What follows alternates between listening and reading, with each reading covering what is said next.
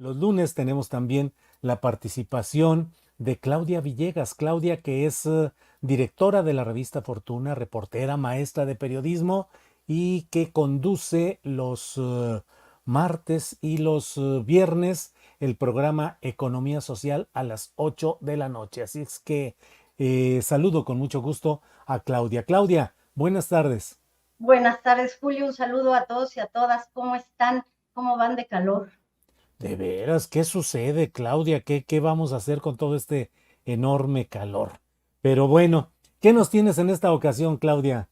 A propósito del calor, querido Julio, pues ya pasaron 4 días cuando estábamos en el momento más crítico de la ola de calor, 38 grados, en algunos lugares más. Y hace 4 días estábamos platicando aquí, Julio, y tú lo analizaste en tus espacios sobre los apagones de la Comisión Federal de Electricidad. Y Ujú. ahora que parece que ha cedido la ola de calor y hasta lluvia, tenemos la esperanza de que llegue de acuerdo con los servicios meteorológicos. Julio, no voy a hablar de clima, voy a hablar de los apagones. Finalmente, ayer a eso de las 12 de la noche, la Comisión Federal de Electricidad nos dio detalles sobre el tema que nos estuvo ocupando desde el 10, 11 y 12 de mayo. Bueno, fue muy críptico el boletín de la Comisión Federal de Electricidad, pero fíjate, Julio, que yo en la Facultad de Ciencias Políticas y Sociales, en la clase de comprensión de textos que tengo el privilegio de dar a alumnos del primer semestre, siempre los invito a que hagan su campo semántico, que busquen correlaciones de las narrativas, un poco para que intento de comprender mejor la lectura, pues tenga sentido. Y lo que hicimos en Revista Fortuna, que más tarde vamos a subir la nota, es lo que dijo la Comisión Federal de Electricidad, Julio. Prometo no ser tan extensa, prometo ser breve. El Adelante, adelante. sistema interconectado nacional no tiene riesgos. ¿Qué significa? Bueno, pues esto es lo que vamos a intentar explicar. Luego de que se aseguró que se han sostenido reuniones técnicas con el Centro Nacional de Energías, que es el que se encarga de distribuir la electricidad, el CENACE. Bueno, pues los días 11 y 12 de mayo, pues no hubo impacto en el suministro interconectado nacional, el famoso SIN, y que funciona de manera normal, Julio, y que siempre ha funcionado de manera normal. Entonces aquí nos enfrentamos, Julio, a una disonancia cognitiva, porque todo esto sucedió mientras en redes sociales se presentaban fotografías, veíamos ciudades oscuras, una ola pues de comentarios, Julio, sobre la necesidad de corregir a la luz de todos estos acontecimientos lo que se ha hecho mal con la reforma del sector eléctrico, desde considerar a la Comisión Federal de Electricidad el eje de la administración de la soberanía energética, muchos memes, muchas burlas, muchos chistes, Julio. Ahí tienen su soberanía energética, nos decían, pero lo que quiso decir la CFE, en otras palabras, es que no hubo problemas con la transmisión. Y algunos datos, Julio. La demanda máxima en los días de apagones fue de 47,234 megawatts. Esto se mide en megawatts. La demanda máxima que se ha enfrentado en el sistema eléctrico nacional es de 53,000. Y ya sabes que el SENACE dijo que como la reserva era menor a 7%, entonces tuvo que comenzar a mandar estos sistemas de emergencia, pero no fue un problema ni de generación de electricidad ni de transmisión. Es decir, salió de la competencia de la Comisión Federal de Electricidad. Pero ahí viene lo bueno, Julio, porque no hubo entonces un problema de saturación. El periodista acucioso se preguntará entonces qué pasó. Esto casa con la versión que el SENACE había dado a conocer durante los primeros días o las primeras horas, porque el SENACE, a diferencia de la CFE, sí salió a explicar, porque ellos son los responsables de la distribución. Habló Julio de un evento atípico. Además, ahora tenemos varias pistas de información. Hice mi acordeón para que no se me vaya nada. El Sí. SENACE reveló, Julio, que un generador privado fue el que salió de operación restando más de 1,100 megawatts en la zona de la Huasteca. Fue cogeneración Altamira, 350 megawatts. Y acá tengo, Julio, la otra que fue más o menos, te voy a decir, Pesquería Nuevo León, que también salió, y Villa de Reyes San Luis Potosí, que esta es una planta de generación 4 de la Comisión Federal de Electricidad. Un generador privado, Julio, no es la Comisión Federal de Electricidad. Esto fue el 10 de mayo. ¿Quién es el operador privado? Julio, porque de acuerdo con las investigaciones que hemos hecho en Revista Fortuna, fueron 17 plantas. Ustedes han visto estos castillos de dominó o de naipes que se van cayendo uno a uno cuando se genera algún efecto en cascada. Bueno, pues inicia precisamente Altamira, Tamaulipas, Altamira 3 y 4, para restarle al sistema 1,100 megawatts. Julio, aquí es donde tendríamos que preguntarnos de quién es esa planta, Julio. Esa planta es del Fonadín, y esa planta es bueno, son dos, en realidad, dos plantas que forman parte de las plantas que se compraron, ¿no? Claro, claro. En la Huasteca Potosina.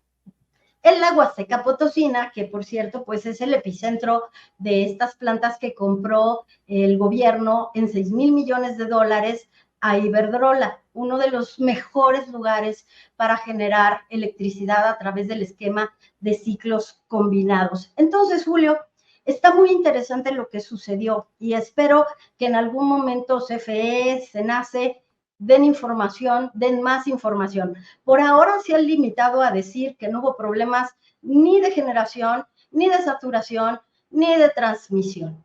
Entonces, ha pasado la ola de calor y hoy CFE se arriesga a decir que ya no va a haber apagones. Se adelantó el verano, hubo mantenimiento en algunas plantas. ¿Qué pasó con las plantas de Iberdrola del Fonadín? Que el Fonadín, como saben, es el fondo que metió de alguna manera toda la ingeniería financiera para que se hiciera la nacionalización de las plantas. Ha habido una emisión de deuda, que son, bueno, unos esquemas híbridos, deuda capital, certificados para financiar esta operación. Lo interesante, hay otro dato, Julio, es en febrero, cuando México Infrastructure Partners, encomendado, bueno, apoyado por el Fonadín en la estructura financiera, el que se responsabiliza de la nacionalización, entró en operación con las plantas. Fue curva de aprendizaje. ¿Qué sucedió con las otras plantas? ¿Por qué este efecto en cadena? Fue el calor, sí, pero yo lo que he estado preguntando, Julio, estos circuitos, estas plantas de cogeneración, estas plantas, más bien estas plantas que están generando electricidad, bueno, pues están acostumbradas, bueno, no acostumbradas, sino que tienen la posibilidad de generar electricidad a muy altas temperaturas. No fue un problema de transmisión, no fue un problema desde la operación de CFE. Entonces, ¿qué sucedió, Julio? Pero interesante que sea la curva de aprendizaje y estas dos plantas de Fonadín, que son las que inician toda, pues, el castillo de naipes, Julio. Híjole, pues es una tentación periodística necesaria, es decir, no es una especulación, sino una pista a seguir, porque efectivamente, Claudia, pues de pronto vemos el fenómeno en lo general del desabasto, los problemas, la información, la caída de la distribución eléctrica, y bueno, se queda uno en lo general, pero ahora que lo vas aterrizando y que lo vas decantando, pues iremos viendo qué es lo que sucede ahí, qué es lo que porque es pues interesante desde el punto de vista periodístico, Claudia. Muy interesante, Julio, porque este evento permitió que salieran otra vez de donde estaban expertos que dicen la privatización es la opción, todo se ha hecho mal, independientemente de la gestión de Comisión Federal de Electricidad, que ya habrá que rendir cuentas, que revisar qué sucedió. Creo que las plantas que entregó Iberdrola por 6,000 millones de dólares tenían que haber estado impecables porque costaron mucho, porque habían venido, yo no recuerdo, Julio, no sé si tú, que hubiéramos visto en los medios en los últimos 4 años algún apagón de estas plantas porque las operaba un privado, porque los privados las operan mejor, ¿verdad?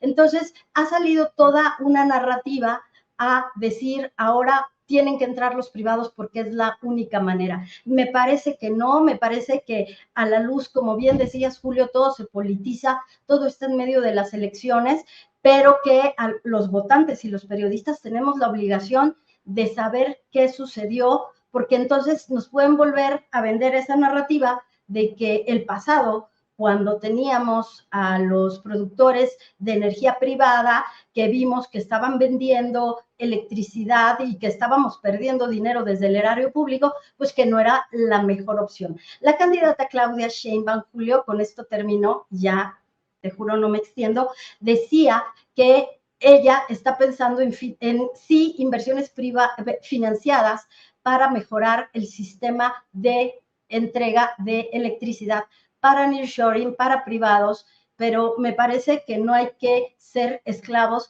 de estas narrativas que a veces son oportunistas, querido Julio. Híjole, muy bien, Claudia, gracias por este análisis y por este contexto que finalmente son preguntas, son indicios, pero que son muy interesantes y muy puntuales en este momento. Claudia, pues agradecerte como siempre la amabilidad de que estés con nosotros y preparados para mañana a las 8 de la noche en tu programa de Economía Social. Mañana 8 de la noche, Claudia.